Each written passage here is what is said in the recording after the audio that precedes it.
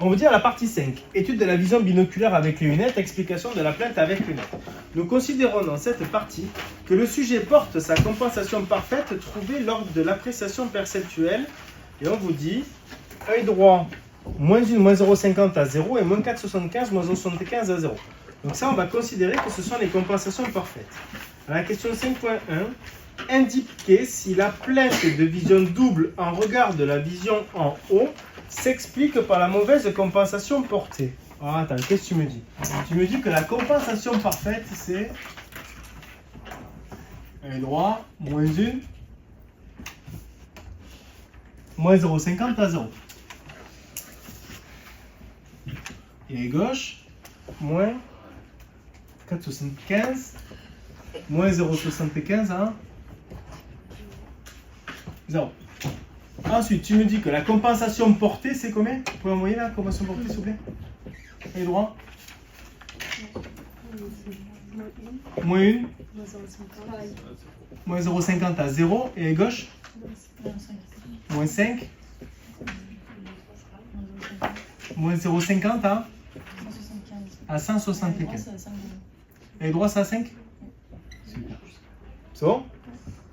À la question 5.1, on vous dit, est-ce que tu penses que la variation d'amétropie, la différence de compensation, permet d'expliquer les plaintes de vision double?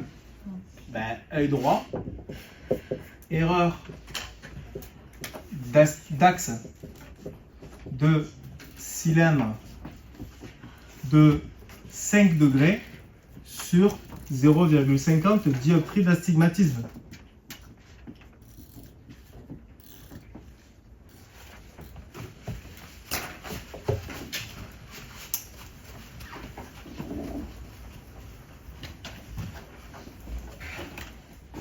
En dessous, pour l'œil gauche, le sujet, il est quoi là, visiblement? Il serait surcorrigé. Surcorrection de combien? Nous aurons 25 dioptries. Sous-correction de l'astigmatisme. De l'astigmatisme de combien? Il porte 0,50 et il corrige à 0,75. Donc, il y aura 25 dioptries. Et erreur d'axe de 5 degrés. Est-ce que tu penses que c'est ça qui lui fait voir double, mec? Et non. Donc en dessous, on va mettre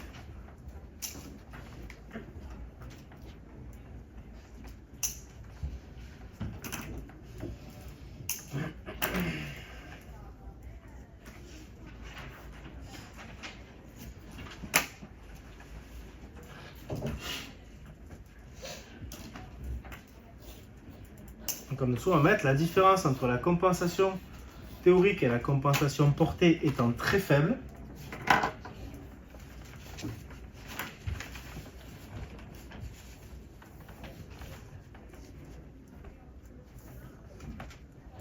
Virgule, cela ne permet pas d'expliquer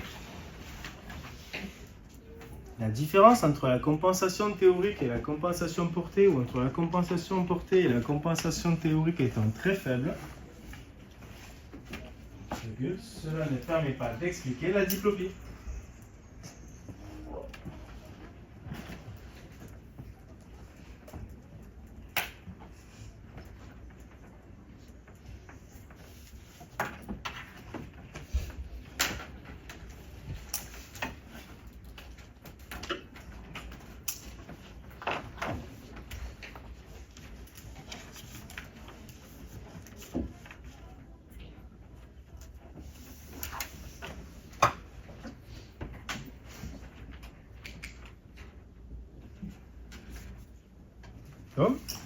On vous dit, du coup, vous mesurez les faux.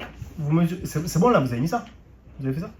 Vous mesurez alors les phories de votre sujet en dissociant la vision avec un cylindre de Maddox de 250 dioptries. Question 2.5. Donnez le type et la nature de la dissociation réalisée avec ce verre en métal. Dissociation sensorielle et totale.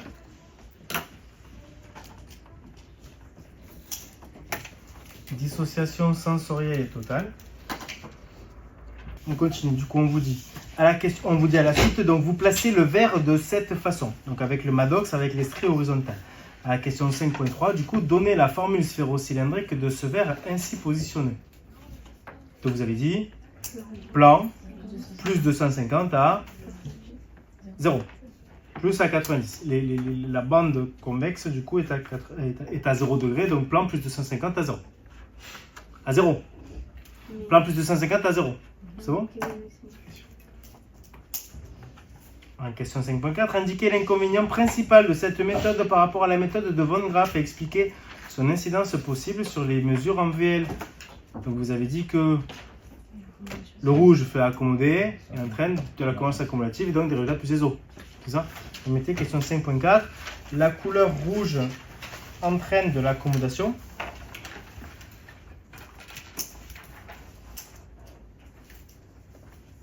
Ce qui augmente la convergence.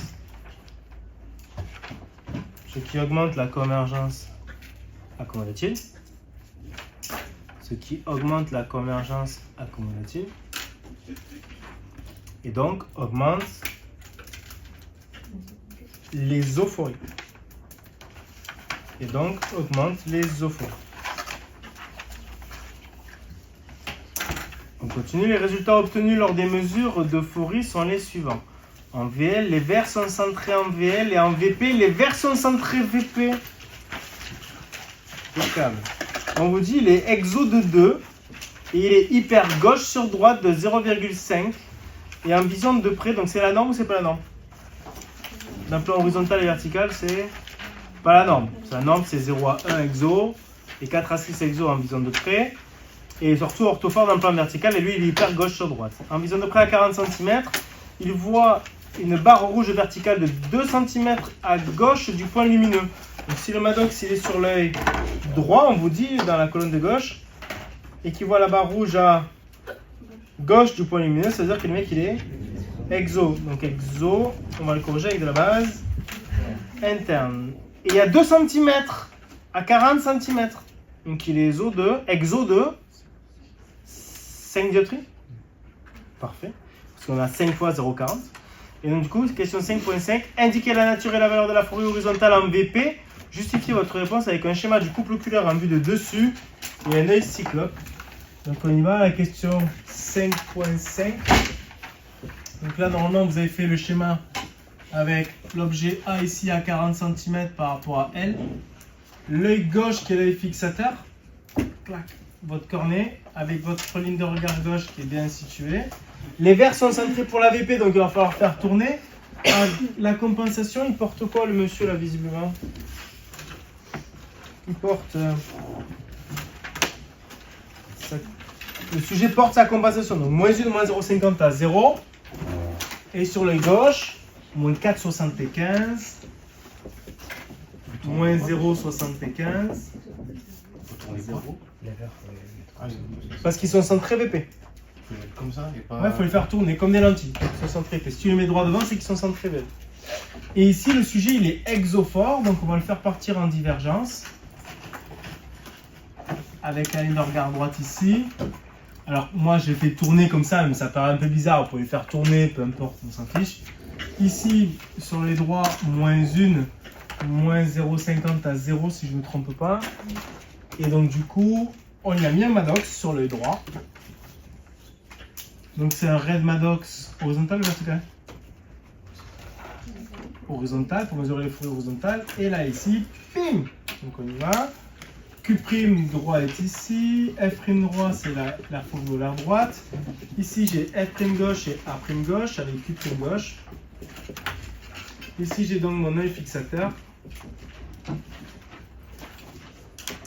Et ici, j'ai mes trucs comme ça. Ma ligne de regard, j'ai mon A' droit qui est ici. J'ai donc mon couple oculaire en vue de dessus. En position passive. Et du coup, avec une dissociation sensorielle.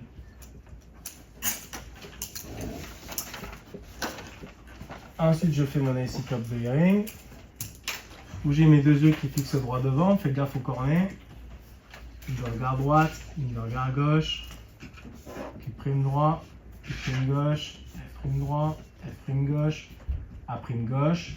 Et j'ai A prime droit qui est à droite d'A prime droit, donc ça me donne A prime droit qui est ici. Et ici, j'ai donc la barre, extériorisation droite de A. Et ici, j'ai mon point lumineux.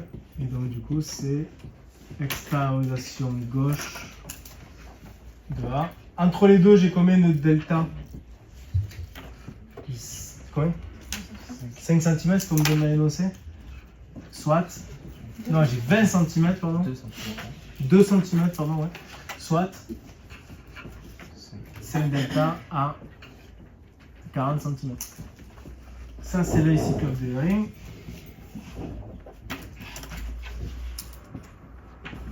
Et du coup, vous avez une diplopie qui est diplopie croisée ou homonyme? Croisée. Parce que ton droite est à gauche et ton gauche est à droite.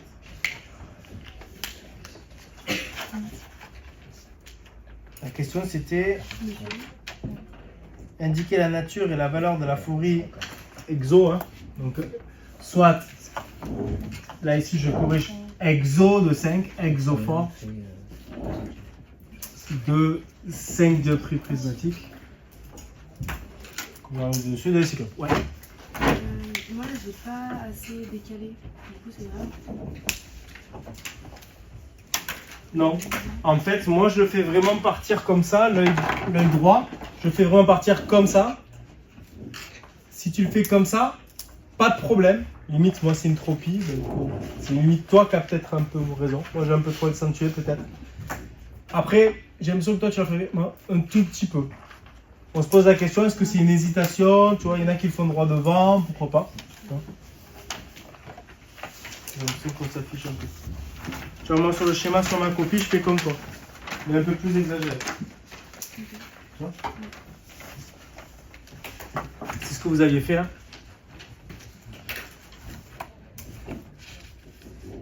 Alors la répartition, hein, c'était bon, sur un barème sur 60, je crois, il me semble. C'était 1 point sur 60, 0,50 sur 60.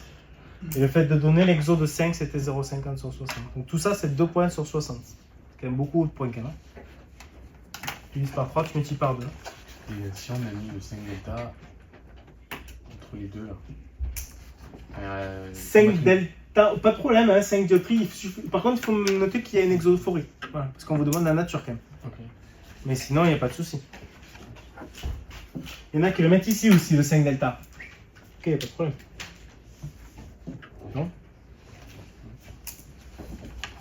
On continue. On vous dit du coup, question 5.6, donnez l'orientation de la base du prisme de réalignement placé sur l'œil droit. Ah, et justifiez votre réponse avec un schéma. Vas-y, il faut refaire un schéma. Je peux effacer? Oui. Ça, je rachine le schéma derrière.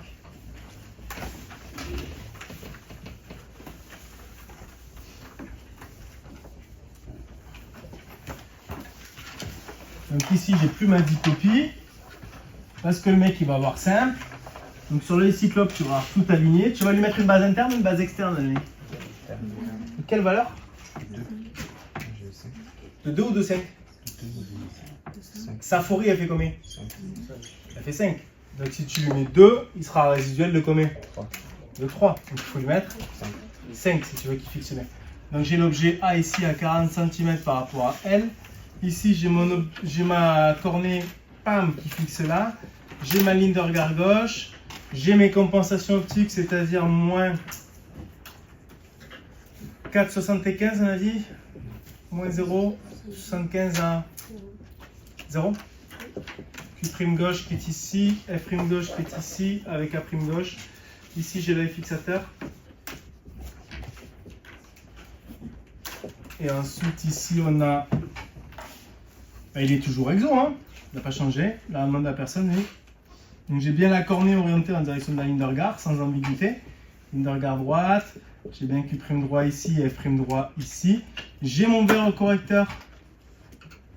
Alors là, j'essaie de faire attention, pas trop moche, parce que sinon ça peut vite devenir tourner vinaigre et vraiment être très moche. moins 0,50 à 0. J'oublie pas mon Maddox qui reste ici, sinon il n'y a plus de dissociateur, il n'y a plus de dissociation, c'est RMH. Et ensuite, je lui mets un ray de Maddox, base, prisme, pardon, base interne de 5 delta, base interne. Et donc, du coup, le rayon, il va faire ça. Pim, il va choper la pointe, le sommet, et il va venir orienter en direction de la base. Ça va te donner un prime droit. Ici, on va donc se retrouver avec couple oculaire en vue de dessus, en position passive. Et là, on ne va plus parler de dissociation, mais on va parler de réalignement. Et donc, le réalignement, il est comment? La règle, c'était quoi déjà? C'est que si le prisme il est sur l'œil qui porte le dissociateur, c'est un réalignement sensoriel, alors que si ton prisme il est de l'autre côté, c'est un réalignement moteur. Donc là, c'est un réalignement sensoriel. Je ne vais pas dire de bêtises, mais je vous ai dit, vous avez le choix de mettre le prisme sur l'œil que vous souhaitez. Le réalignement sensoriel est quand même beaucoup plus simple que le réalignement moteur.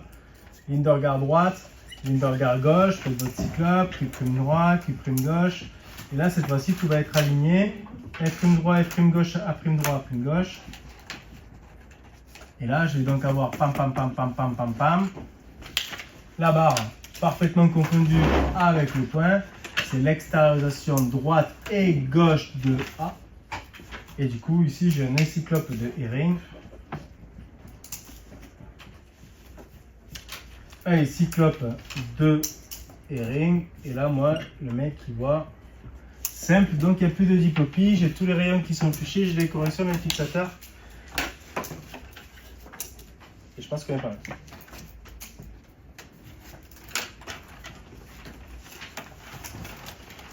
Je vous redonne le barème. Pareil, toujours sur 60. 1,5. 0,25. 0,50. Les schémas des forêts dissociées, c'est bien. C'est bien, c'est bien, c'est bien, c'est bien. C'est bien. 2024, schéma des forêts dissociées, mise en évidence et mesure. Est-ce qu'en 2025, il va y avoir pareil? Contrôle de redondance, non, je sais pas. Alors que comment vous faire des schémas avec des prismes? Finalement, pour vous faire quoi si on a envie de vous faire des yeux cyclopes et des dissociations et des mises en évidence? Au lieu de faire des schémas de forêts dissociées, qu'est-ce qu'on peut vous faire?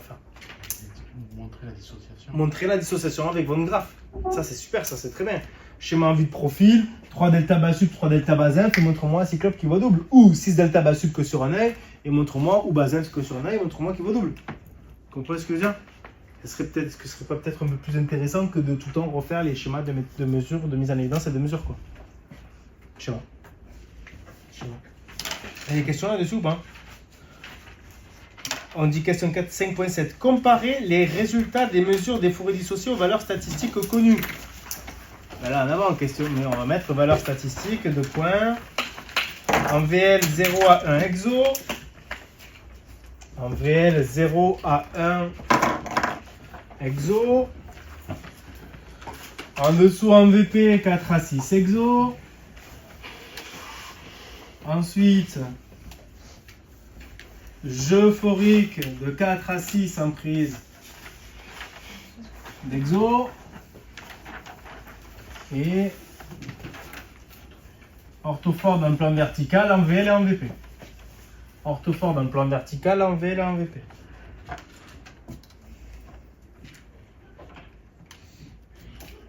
On va dire comparer les résultats des mesures aux moyennes statistiques. Donc là, on voyait les moyennes statistiques.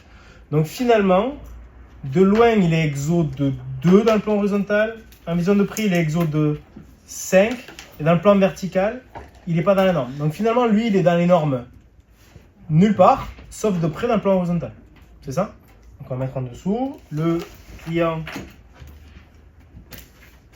n'est pas dans les normes.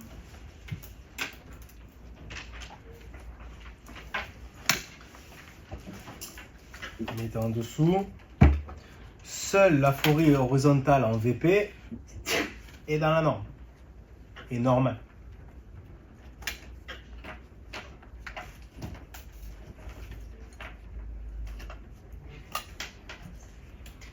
En dessous, on va quand même commenter ce jeu euphorique. Jeu euphorique de 3 en prise d'exo, ce qui n'est pas dans la norme. Ce qui n'est pas dans la norme. Alors, si on vous pose la question de à quoi ça sert le jeu euphorique, vous dites quoi? Voir l'influence de l'accommodation sur la convergence accumulative. Et quand est-ce qu'elle a la plus grande influence, l'accommodation sur la convergence accumulative?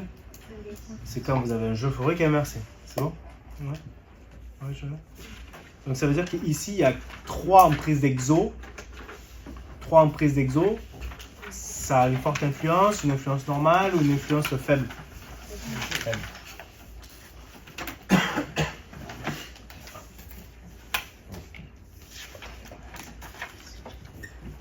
Il y a un jeu euphorique de, regardez, 10 en prise d'exo. Il y a un jeu euphorique dans la norme. Ça veut dire 4 à 6 delta en prise d'exo. Il y a un jeu euphorique inversé. Ça veut dire par exemple 2 delta en prise d'exo. Quand est-ce qu'il a une forte influence de l'accumulation sur la convergence accumulative? Celui-là, prise des eaux. Dès que tu accumules, tu converges énormément. Là, ici, très faible influence. Mais du coup, ici, lui, là, qui a 3 delta en prise d'exo, ben, il a une influence proche de la norme, ok, mais a quand même une tendance forte. Vous comprenez ce que je veux dire? S'il a 7 en prise d'exo, c'est proche de la norme, mais à tendance faible. Vous comprenez? C'est quand même une prise d'exo, mais qu'on n'est quand même pas de 4 à 6, on est de 3 en prise d'exo. Tu comprends? Mais je me suis dit qu'il était dans le bon sens, du coup. Il est dans le bon sens, mais pas de la bonne valeur. Oui. Donc c'est proche de la norme, mais c'est quand même pas la norme. Si vous avez ortho de loin, ortho de près dans le plan horizontal, la combinaison, elle a une forte influence ou une faible influence sur la convergence accumulative?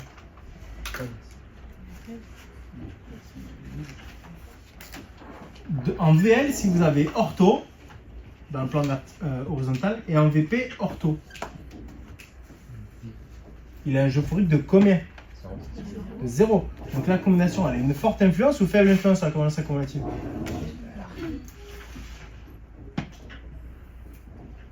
On recommence. Ici, vous avez un jeu euphorique en prise d'ESO. Donc, jeu euphorique nul. On est là. Et vous avez compris que plus vous évoluez vers là, plus faible l'incidence de la combinaison sur la convergence accumulative. Donc si vous avez ici un jeu euphorique nul, c'est-à-dire que la combinaison elle a beaucoup ou peu d'incidence sur la convergence accumulative, les gars. Forte ou faible du coup? La question n'est pas combien vaut le jeu euphorique. Le jeu euphorique il fait 0. La question c'est est-ce que l'accommodation a une forte incidence sur la convergence accommodative? Forte, énorme, forte, oui, très forte, très forte. Regardez, je vous dis, branchez les cortex. Ici, je vous dis, tu as un jeu euphorique inversé. Là, tu as un jeu euphorique nul.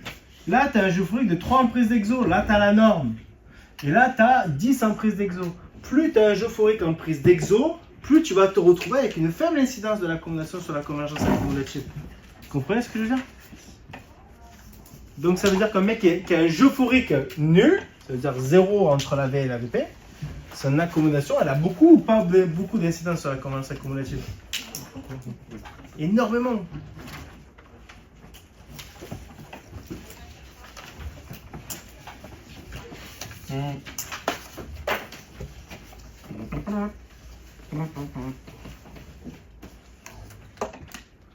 En VL, t'es 1 exo. En VL, t'es 1 exo. En VP, t'es 6 exo. Donc tu as un jeu euphorique de combien? Là, de 5 en prise d'exo. Ici, je suis en train de te dire que si tu as un jeu euphorique inversé, C'est ça le jeu euphorique. Il sert à savoir quelle est l'incidence de l'accommodation sur la convergence accumulative. Là, étant donné que tu as une prise d'ESO, c'est un jeu euphorique inversé, c'est-à-dire que dès que tu accommodes, tu converges de ouf. Donc là, ici, l'accommodation, elle a une forte, très forte influence sur la convergence accumulative. Ce qui veut dire que dès que tu vas accommoder, tu vas converger. Donc ça veut dire que si tu as un jeu euphorique inversé, si je le prends à contrario, si je te mets une addition, un boost, un antipathique, un ASN, dès que je vais te faire désaccommoder, je vais beaucoup te faire déconverger, diverger. Alors que ici, l'accommodation, une faible influence, faible, sur la convergence accumulative. Mais ça passe pas de faible à fort d'un coup. Entre deux, tu as différents stades. Là, c'est de plus en plus faible. Donc la norme, c'est ça la norme. La norme, c'est 4 à 6 en prise d'exo. Mais plus tu vas diminuer en accommodation sur la convergence accumulative, donc le jeu euphorique petit à petit de plus en plus en prise d'exo, même si tu es un petit peu en prise d'exo de 3, mais légèrement en dessous de la norme, l'accommodation a quand même une incidence normale à forte. Alors que là, c'est vraiment très faible. Si je t'avais mis 7 en prise d'exo, tu m'aurais dit normal à faible. Je te dis maintenant que le mec en VL, il a ortho. Que je te dis que le mec en VP, il a ortho aussi. Donc ça veut dire que le jeu euphorique, il fait combien? Il est nul. 0. Ce qui veut dire que t'es où là dans ton échelle? T'es là. Donc t'as une incidence forte quand même. Moyenne. C'est quoi? Moi, je le vois plus comme moyenne. Non, moyenne, c'est la norme. 4 à 6 en prise d'exo. C'est ça la norme. La norme, c'est pour te dire à quel moment l'accommodation a une influence normale, la norme, sur la convergence accumulative. À partir du moment où tu as un jeu euphorique qui fait 4 à 6 en prise d'exo.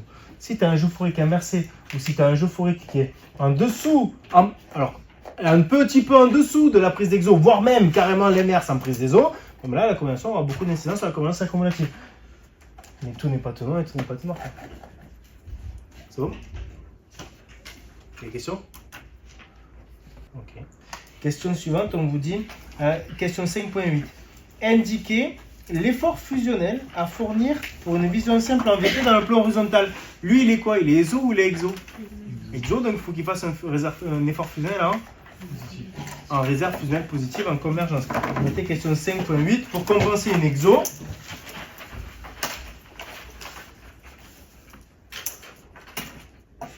Pour compenser une EXO, il faudra qu'il mette en place ses réserves fusionnelles positives.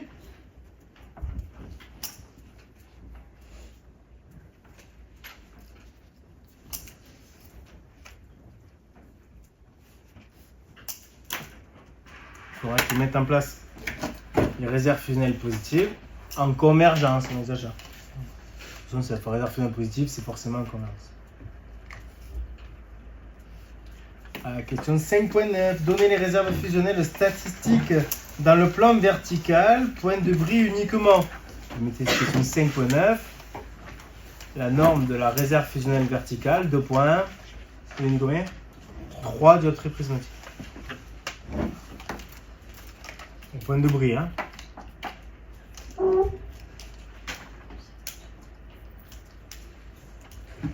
À la question 5.10, indiquez si l'euphorie du sujet semble à l'origine de son problème de vision double en considérant que les réserves fusionnelles dans le plan vertical sont statistiquement normales. Nous, à la question 5.10, le mec il a une euphorie dissociée, il a combien? En VL en VP, il a 0,50 dioptries prismatiques en gauche sur droite. 0,50 dioptries prismatiques en gauche sur droite. La norme des réserves fusionnelles, vous venez de dire que les réserves fusionnelles verticales, c'était 3. Et nous, on sait que pour compenser une euphorie dissociée, il faut le double, d'après le critère de Charles. Que pour qu'une euphorie soit compensée confortablement, il faut que la réserve fusionnelle opposée utile soit supérieure ou égale au double de la valeur de la euphorie. Et là, on vous pose la question, mais si le mec il est dans les normes statistiques en termes de réserve fusionnelle, est-ce que tu penses que sa euphorie dissociée, c'est le problème? Ben non. Parce que s'il a 3 et qu'il lui faut une, ben normalement il est bon. Ok?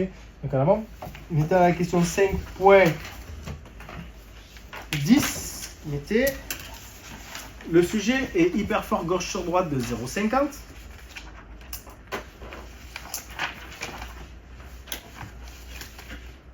est hyper fort gauche sur droite de 0,50. Virgule. Il lui faudra donc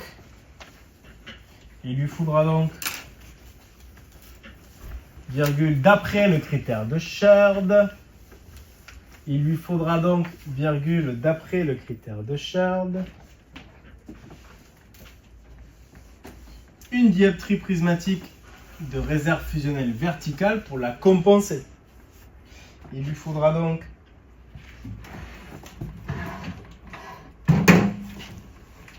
une dioptrie prismatique de réserve fusionnelle verticale pour la compenser.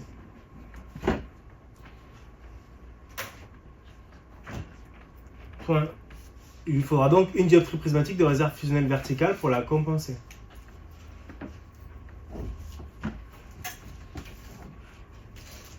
Point.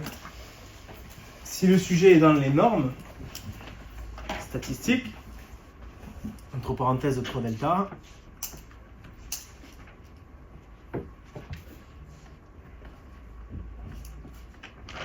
son hyperphorie ne semble pas être à l'origine des plaintes. Son hyperphorie ne semble pas être à l'origine de la diplopie.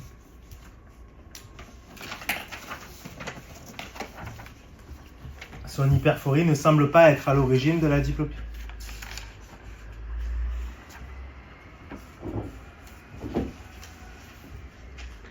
Oui, monsieur. Là, du coup, il n'est pas dans les normes. Alors, oui, il n'est pas dans les normes, parce qu'il a 0,5. C'est pas parce que tu es dans les normes que forcément tu vois double. Parce que théoriquement, tu compenses tes forêts dissociées. Tu vois ? Donc lui, il arrive à les compenser. Il arrive à les compenser. On te dit s'il est dans les normes des réserves fusionnelles. Si les normes des réserves fusionnelles, c'est 3 dioptries prismatiques. Et on te dit s'il est dans les normes des réserves fusionnelles et qu'il a 3 dioptries prismatiques dans le plan vertical, est-ce que 0,5, c'est la cause de sa diplopie? Mais non. Parce que s'il a 3 dioptries de réserve fusionnelle verticale, il est censé arriver à la compenser. Ah, je n'ai pas compris. Vas-y, dis-moi. Mais le 3 c'est la norme. C'est ça? Il est dans les 3. S'il a 3... Non. S'il a 3 de réserve fusionnelle, Oui. donc s'il a une capacité fusionnelle 3, et qu'il est juste hyper fort de 0,5, Oui. il va avoir besoin de combien après le critère de Cherd? 1, il en a 3. Amen, il n'y a pas de problème. Donc c'est pas ça qui est à l'origine de sa diplopie verticale. Alors que s'il aurait eu plus, S'il avait eu 2 d'hyperphorie, bon, mais s'il était dans les normes, là ce serait pas bon parce qu'il aurait nécessaire 4. donc là, Et là, ça passerait pas. Supposer que c'était ça. Et là c'est vrai, exactement. Ça aurait été la supposition que l'hyperphorie elle est trop forte. Ouais. À la question suivante, on vous dit nous souhaitons maintenant envisager si le problème fusionnel peut avoir comme origine l'aniseiconie en admettant que c'est une anisométropie de puissance, donc ça veut dire que les deux yeux font la même longueur. On dit à la question 5.11, estimez l'aniseiconie et illustrez votre raisonnement avec un schéma comparatif des images rétiniennes. Faites gaffe, dans le plan vertical. On va faire la transposition quand même. Hein. Donc on y va, on fait d'abord une estimation. À la question 5.11. À la question 5.11. On y va. E de DL égale LH en centimètres multiplié par delta DL. Ce qui vous fait LH c'est 1,5 multiplié par... Faites gaffe, il faut faire la transpo. Parce qu'en fait, le problème, c'est qu'on vous dit, dans le plan vertical, vous l'avez stabiloté ça, hein, parce qu'il y a beaucoup d'étudiants en 2024 qui ont oublié de faire la transposition. Clairement, s'ils n'ont pas fait la transpo, ils ont... bichette. Hein. Et donc, du coup, nous, dans le plan vertical, c'est pas moins 1, moins 0,50 à 0 qu'il faut comprendre, mais œil droit, moins 1,50 plus 0,50 à 90. Et nous, on va prendre la puissance de moins 1,50. Et pour les gauches, c'est pas moins 4,75 moins 0,75, c'est moins 5,50 plus 0,75 à l'axe 90. Autrement dit, delta DL, il est entre moins 1,50 et moins 5,50. Et donc, vous avez... Combien? 4. Et donc 4 fois 1,5, ça vous fait 6% de l'image rétinienne Y' compensée. Laquelle est la plus grande? Petit, très petit. Et nous, on regarde laquelle est la plus grande. Donc Y' compensée droite, supérieure, Y' compensée gauche. Faites gaffe à pas vous faire arroser ça. Hein. E de R'. Hein. Si nous avions eu plus 1,50 plus 5,50, je suis d'accord avec vous, ça aurait été gauche supérieur à droite. On a moins 1,50 et moins 5,50 également. C'est les droits supérieur à gauche. E de R', on balance la formule, 1,7 multiplié par le delta des proximités rétiniennes, ce qui nous fait 0% parce qu'on est dans le cas d'une anisométropie de puissance. Donc les deux œufs font la même longueur. Donc E de T, l'écart relatif total, est égal à E de DL, est égal à 6% de Y' compensé droit supérieur à Y' compensé gauche. Est-ce que vous pensez que c'est ça qui va pénaliser la vision binoculaire? Un peu genre charmé, ouais, même. Bah ouais. Les normes, on a dit, c'était entre 0 et 3% vision binoculaire pas du tout perturbée. Et entre 3 et 10, le mec, t'es en plein milieu. Hein. Là, elle va être très perturbée. Donc ici, la vision binoculaire sera très perturbée du point de vue de l'aniséiconie. La vision binoculaire sera très perturbée et du point de vue de l'aniséiconie, parce qu'on est entre 3 et 10%. Là, par exemple, du coup, pour moi, c'est la 5.12. Là, moi, je sais pas, je le fais, je l'envoie. Et la 5.12, on avise. On le redit après. On va voir, parce que je pense qu'à mon avis, il y aura autre chose à dire. Donc, je sais pas, on va voir. Là, je sens comme ça, je le fais comme ça. Ok. Et à la question 5.1, on me demande du coup de faire des schémas. Donc là, clairement, il faut faire attention au schéma. Donc ici, genre, je vais faire les deux sur le tableau parce que sinon ça va faire immonde.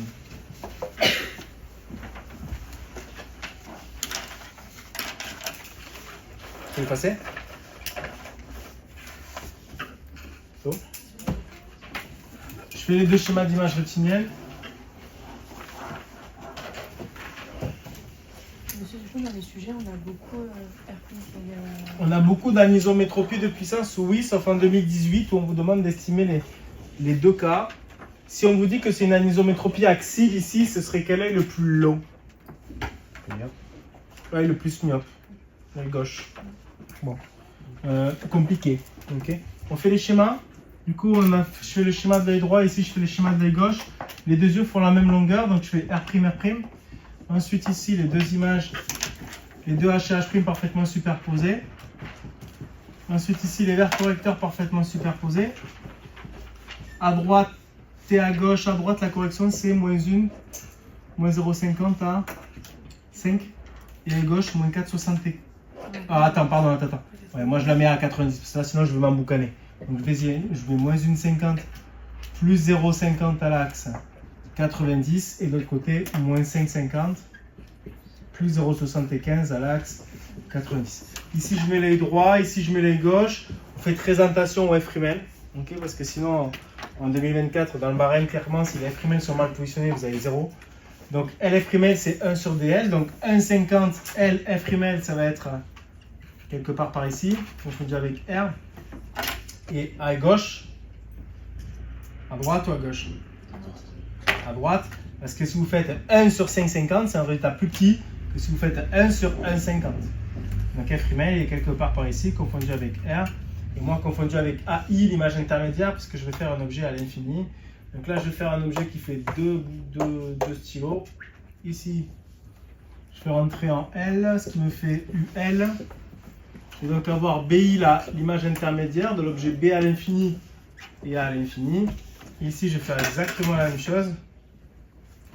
Les deux doivent être au parallèle du coup, hein, parce que c'est le même objet, perçu par le même œil. Avec BI ici, objet B à l'infini et A à l'infini. Et ensuite, je vais tracer en bleu. Donc, je pars de mon image intermédiaire. Je vise H. Réel entre L et H. Je prolonge un peu. Voici l'angle U. Et au prolongement, je vais me retrouver avec B seconde droit à l'infini et A seconde droit à l'infini.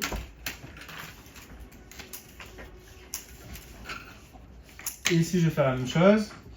Que forcément, je vais avoir un rayon beaucoup plus petit, me donnant une extériorisation beaucoup plus petite.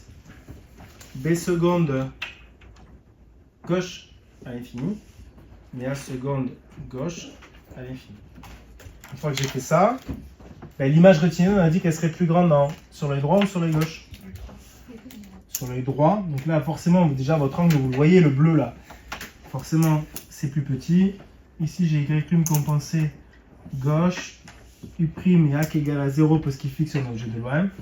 Et ici, même principe. Hop, sauf que mon image retienne, pardon, elle va être beaucoup plus grande.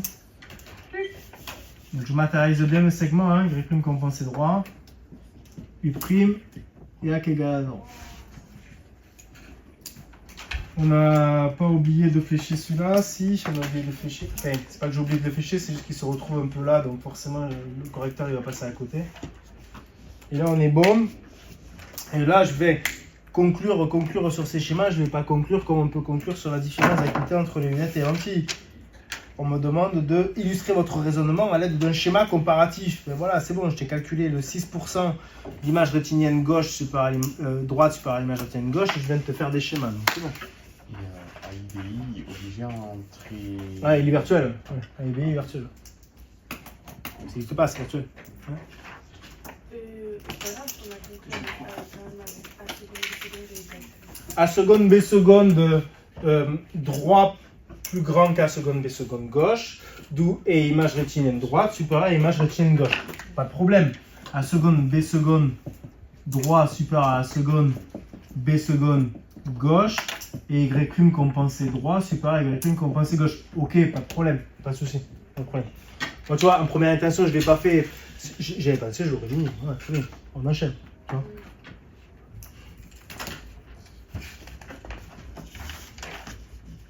Les images rétiniennes payées 1,5 point sur 60. Hein. Pareil. Et à la 5.12, indiquer si l'analyse iconique du sujet semble être à l'origine du problème de vision double au regard de ces... Allez, c'est parti, on réécrit, oui, je suis d'accord, ça fait répétition. Allez, on enchaîne. On y va, question 5.12, mettez l'analyse iconique, on va essayer de tourner différemment. L'analyse iconique est comprise entre 3 et 10%. On va citer la norme, hein, citer les segments dans lesquels il correspond. Entre 3 et 10%. On pense donc qu'elle peut être à l'origine de la diplopie. Après, c'est pas non plus... La diplopie, c'est au-delà de 10%, quoi. Hein. Suppression ou diplopie. Là, c'est 6%, donc oui, ça va beaucoup le gêner. Et de là à avoir double en permanence, bon, faut discuter, quoi. Hein. Et on arrive gentiment sur cette question 5.13a qui fait peur au campeur.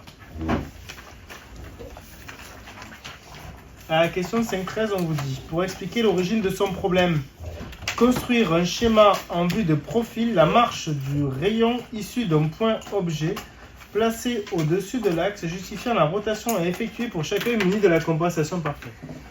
Chaque année, il y a des schémas un peu chelous comme ça. Et c'est pas grave, il faut juste réfléchir. Le mec, le schéma, il veut te faire montrer quoi là, le schéma qu'on te demande là. L'hyperphorie? Non, je pense pas. Relisez la phrase. Il vous demande quoi en fait le schéma? Je pense pas que ce soit l'hyperphorie qu'on te demande. En plus, on t'a déjà fait faire des schémas de phorie dissociée avec mise en évidence et mesures. Ça voudrait dire qu'on te refait faire un schéma de phorie dissociée. Non, je pense pas. Convergence dans le plan horizontal ou dans le plan vertical? Dans le plan? Lisez la question, c'est écrit. Dans le plan vertical. Donc finalement, ça va être un schéma de convergence avec les plans de convergence et les plans d'accommodation. Donc dans le plan horizontal en vue de dessus, où ça va plutôt être, montre-moi, si tu me fous un objet en dehors de l'axe dans le plan vertical, montre-moi pourquoi il a besoin de tourner. Ça non la question? C'est la question. Construire un schéma en vue de profil. La marche des rayons issus d'un point objet placé au-dessus de l'axe, justifiant la rotation à effectuer par les deux yeux munis de la compensation parfaite. Et pourquoi? Parce que moi, perso, de ce que je comprends, hein, c'est que le mec il est comme ça, en vue de profil.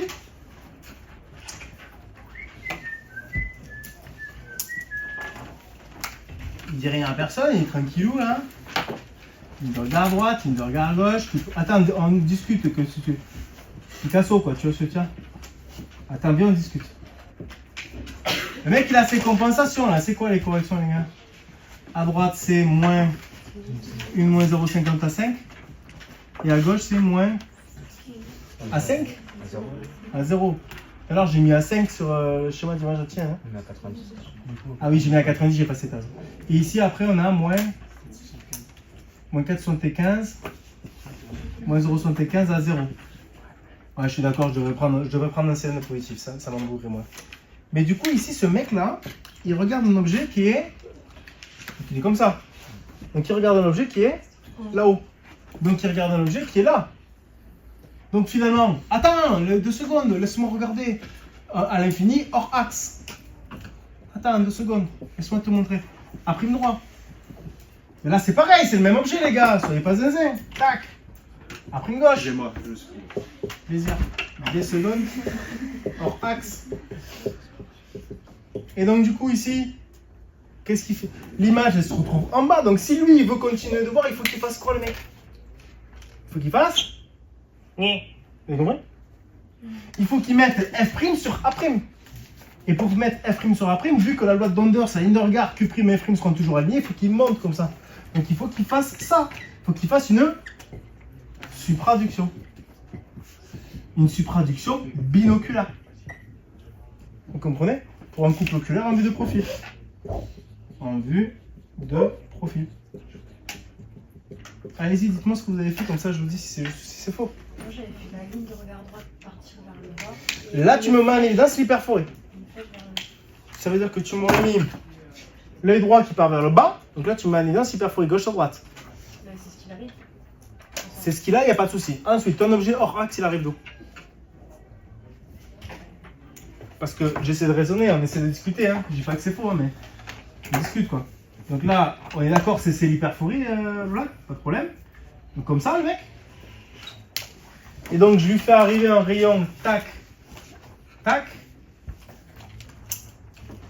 Ah ben, ça marche aussi, hein. Ça marche aussi, parce que là, du coup, s'il fait ça, clac. Ouais, voilà, il va garder son hyper. Donc là, lui, il se retrouve comme ça. Juste après la rotation, lui, il va monter, donc il va se retrouver en rouge tout droit. Et lui, il va monter, il va se retrouver vers le haut, comme ça. Et donc, forcément, tu auras toujours le décalage de l'hyperforie. T'as fait ça? J'ai fait ça, mais non, là, le rayon qui provient de l'objet, j'ai fait comme ça. T'as fait? J'avais fait à l'infini. Ah mais non, parce qu'on te dit en dehors de l'axe. Parce que lui, quand il regarde en dessous son tuyau, son objet, il est en dehors de l'axe optique. Non, soit le fait de le monter quand je l'avais fait, ben, il n'avait plus d'hyperforie après. Ah là, ça, c'est pas possible. Par contre, il reste toujours hyper fort. Tu vois, si je suis... Tu es en train de me dire que... tu es en train de me dire une jambe plus courte que l'autre. Oui, mais si vous avez une jambe plus courte que l'autre, hyper droite sur gauche de 0,5, ben, du coup, finalement, vous allez vous asseoir. Ah, ben ça va changer. Ben non, ma jambe droite, elle va toujours plus courte que ma jambe gauche, tu me soutiens? Non. Il faut savoir si c'est une supraduction, on voit toujours par rapport au F'. Ben, exactement. Ton but à toi, quand tu vois net, c'est bien que tu mets F' sur A'. Donc lui, il est comme ça. S'il veut voir net, s'il veut mettre F' sur A', il faut bien qu'il fasse ça. Parce que moi, j'ai l'inverse. Ah non, si tu fais une infraduction, tu vas faire ça. Clac. Alors là, tu vas t'éloigner encore plus. Enfin, moi, du coup, je ferais partie de A' et je l'aurais mis sur F'. Alors, A', il n'a pas bougé. A', c'est l'objet. Il n'a rien demandé à personne. Tu regardes le haut de la tour Eiffel, ou tu regardes son truc, mais on va dire le haut de la tour Eiffel. Le haut de la tour Eiffel, il n'a pas bougé. Hein. C'est toi qui as bougé. Ouais. Ça a été bien traité, ça. Très mal traité cette question. Mais moi, j'ai fait quoi? Je vous le dis sur mon truc. J'étais en train d'écrire. J'ai vu ce schéma. J'ai réfléchi. Au bout de 1 minute, 1 minute 30, c'est long. 1 minute, j'avais pas décanté. Brouillon, pam, pam, pam, pam, pam, pam, pam. Je décante pas. J'ai allez, saute. Enchaîne, fais la suite. Et ensuite, je suis revenu dessus. Ok, bon, alors attends, qu'est-ce qui se passait? Et après, j'ai fait ça. Et moi, j'ai dit à la commission que ce type de schéma était forcément une catastrophe chimique. Et c'est ce qui s'est passé. Les copines personne n'avait ce schéma. Parce que c'est un schéma qui est compliqué, parce qu'on vous demande beaucoup de choses, que moi, à votre place, quand j'étais étudiant, jamais je n'aurais traité justement ce schéma. C'est parce que moi, chaque année, je porte dans les aviseurs et que chaque année, je le fais. Vous voyez ce que je veux dire? Mais sinon, c'est compliqué, quoi. Hein? Ah oui, on est sur barème. Alors, l'idée, c'est aussi pour ça qu'il y a beaucoup de questions. C'est pour ça que n'ayez pas honte ou peur de sauter ce genre de questions. Il y a largement de quoi vous récupérer derrière. Vous comprenez ce que je veux dire? Laissez de la place et vous reviendrez derrière. Mais si vous remarquez bien, on avait aussi à un moment donné sur les schémas, pour moi c'est de la même accalmie, c'est, à un moment donné, rappelez-vous, on avait en 2023, il me semble, c'est le mec il voit avec 10 dioptries prismatiques en base interne, il voit double au point de bris en vision de loin en réserve fusionnelle. Et on vous demandait, expliquez ce qui se passe au moment où il ne voit pas double. Vous vous rappelez pas que c'est Dorian qui nous avait fait le schéma. Et en fait, on devait le faire diverger, mais donc il y a toujours des schémas un peu bizarres, juste pour voir comment vous raisonnez. Et c'est bien. Enfin, je trouve que c'est une bonne chose. Est-ce que de là, est-ce que j'arrive à le faire? Personnellement, si j'étais étudiant, je pense pas. Et après, c'est honnête. Hein. C'est bon? Il y a des questions? Question d'après, on vous dit... question B, commentez ce schéma en avant. Question B, donc mettez. Le sujet devra mettre en place une supraduction afin de repositionner. Devra mettre en place une supraduction afin de repositionner.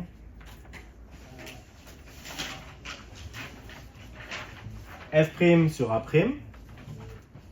Afin de repositionner F' sur A'.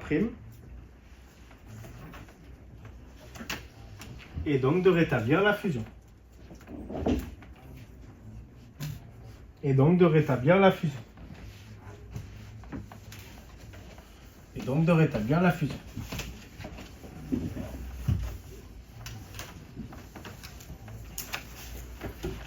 On enchaîne du coup avec les effets prismatiques. On vous dit, je garde la transpo ici en cylindre positif. C'est un plan vertical à 90. On vous dit, vous estimez que lorsque son regard vers le haut, vous estimez que lorsqu'il a son regard vers le haut, la ligne de regard du sujet coupe le plan du verre à 1 cm au-dessus du centre optique. Déduire en justifiant par un schéma des lunettes en vue de face, l'effet prismatique suivi par chaque œil, puis par le couple oculaire dans le plan vertical.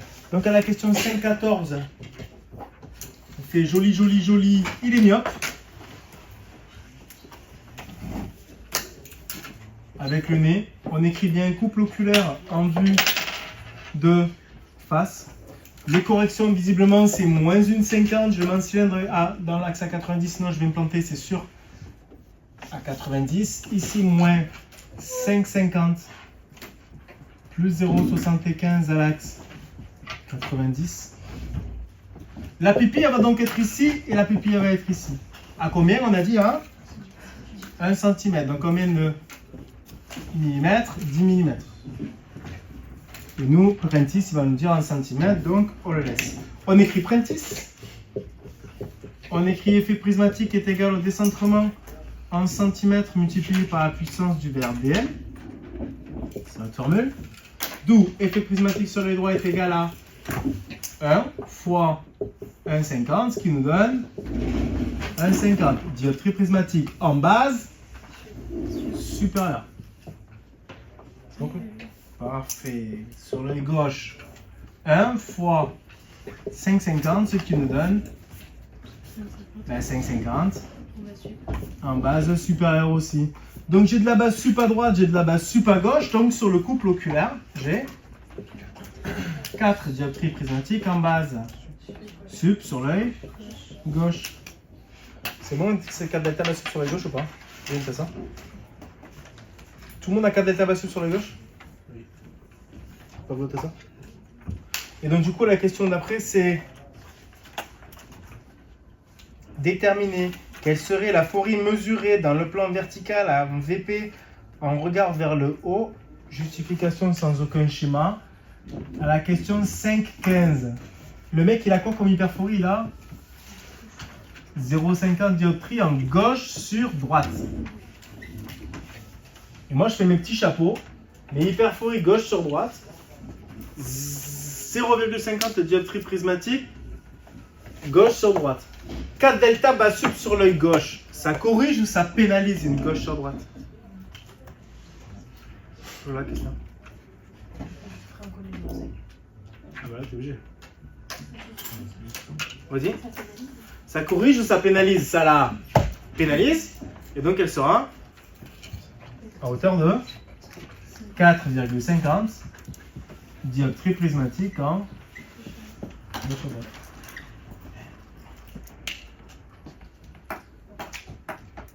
Ça revient à ce qu'on disait la dernière fois sur le plan horizontal. Ça revient à dire ça. Allez-y, s'il y a tout que vous n'avez pas compris, dites-le.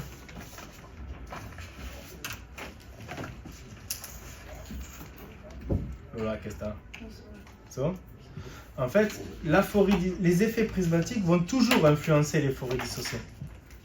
La question, c'est est-ce que cet effet prismatique va te corriger ou est-ce qu'il va te pénaliser? Là, visiblement, 4 delta bas sub sur les gauches, ça pénalise une gauche sur droite. Autrement dit, ça va l'accentuer. Donc 4,50. Et du coup, est-ce que 4,50, tu penses que c'est l'origine de son problème? Bah ouais. Tu penses que c'est plus les 6% d'anisée-iconie ou c'est plus ces 4,50 d'hyper-gauche sur droite qui vont pénaliser, qui vont expliquer la diplopie? C'est ça. Donc la question d'après, c'est question 5-16. Question...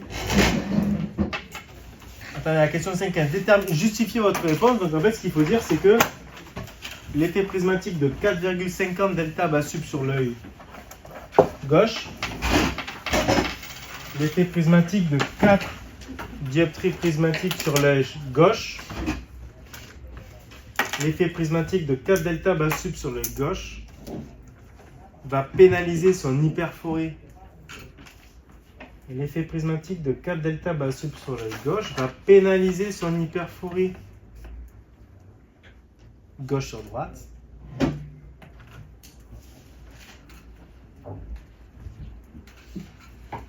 Point. Le sujet sera probablement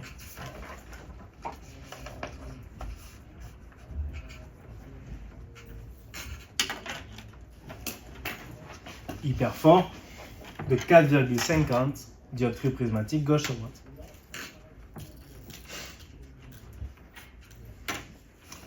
À la question de 4.16, expliquez l'origine de la vision double en 2 ou 3 lignes. Donc mettez l'anisée-iconie de 6% perturbera la vision binoculaire. L'anisée-iconie de 6% perturbera la vision binoculaire.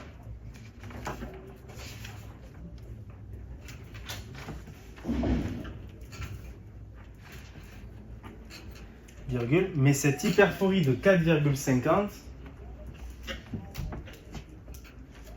nécessite une réserve fusionnelle verticale. Mais cette hyperphorie de 4,50 nécessite une réserve fusionnelle de 9 dioptries.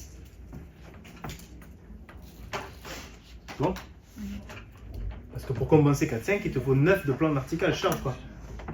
Ce qui est à l'origine des plaintes. Ce qui peut être à l'origine des plaintes. Ce qui peut être à l'origine de la diplopie, plus simple. C'est l'essentiel. C'est bon? Vous avez des questions? On peut la refaire. Oui. On peut refaire quoi? Le fait de 4,50? Le sujet, quand il regarde droit devant, avec ses verres centrés vers, il n'a pas de problème. C'est quand il va regarder, qu'il va faire la plomberie sous l'évier, que là, ses axes optiques vont se situer en dessus du centre optique à 1 cm. Quand tu calcules Prentice, et bien sûr, il faut faire ta transpo parce que tu vas balayer la puissance dans le plan vertical, tu vas te retrouver avec 1 fois 1,5, donc 1,5 delta bas sub, 5,5 delta bas sub, donc 4 delta bas sub sur l'œil gauche. C'est bon? C'est beaucoup 4 delta bas sub sur l'œil gauche. Surtout quand tu es hyper fort de 0,5 delta gauche sur droite et que tu sais qu'il te faut de la base F sur l'œil gauche ou sub sur l'œil droit pour te compenser, et toi tu subis 4 delta bas sub sur ton œil gauche, ce qui est complètement à l'inverse. Donc ça va te pénaliser, ça va augmenter ta folie dissociée, ce qui est beaucoup trop. Et donc tu as 4,5. Non, là c'est de la bas sub sur l'œil gauche. Ça corrigerait une droite sur gauche.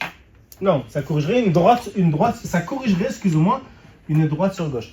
Mais c'est ton effet prismatique qui corrigerait une droite sur gauche. Or là, il est gauche sur droite, donc ça va le pénaliser. On corrigerait une droite sur gauche. Regarde, je te le fais dans le plan horizontal. Voilà, je te le fais dans le plan horizontal. Imaginons que tu fasses tes effets prismatiques et tu trouves à la fin 2 delta base interne sur l'œil gauche. Non, c'est sur le couple de toute façon. Bon, sur l'œil gauche, on va dire. Ok, comme ça colle. 2 delta bas delta. Sachant que le mec, à la base, il est 3, 0, non, si tu trouves, excuse-moi, je te fais vraiment les mêmes chiffres. 4 delta base interne sur l'œil gauche. Et que je te dis que le mec, il est 0,50 dioptrie prismatique ESO. Ça pénaliserait. Donc, il serait combien? 4,50 ESO. Là, je comprends, mais étant donné que c'est une droite sur gauche, Pas que c'est... Non. Là, ici, tu me dis pas que 4 delta base interne, c'est une exo. dans ma tête, si. Bah non. C'est pour ça qu'il faut pas. Mais si, je me dis un terme exo, donc si exo là-bas, ça peut même. Ah ben alors voilà pareil, qu'est-ce que t'as? Ici du coup, si tu veux, vas-y je te le lâche, mais c'est faux ce que tu dis, mais c'est pas grave. Droite sur gauche, bas sub sur l'œil gauche. Mais non, c'est pas possible, c'est une gauche sur droite, donc ça va le pénaliser. Mais c'est faux ce que tu dis, là, c'est qu'à delta base interne, c'est l'effet prismatique, c'est pas sa fourrure.